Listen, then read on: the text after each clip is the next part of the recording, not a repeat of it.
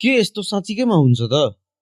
यो video spaceship भित्रको हो, तर अनुमान गर्नुहोस् यही पानीको थोपा स्पेसमा हुन्थ्यो, स्पेसशिप भन्दा बाहिर हुन्थ्यो भने कस्तो हुन्थ्यो?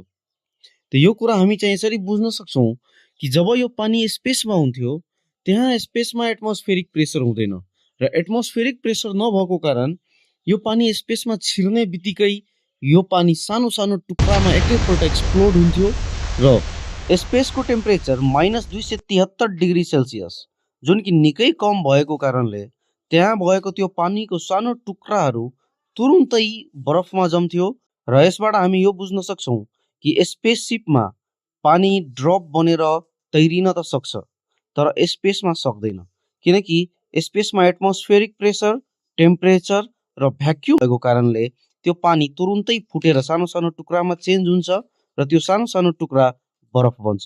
यस्तै साइन्ससँग रिलेटेड भिडियो अगाडि पनि हेर्नलाई हाम्रो च्यानललाई सब्स्क्राइब गर्नुहोला र भिडियोलाई लाइक गर्नुहोला। धन्यवाद।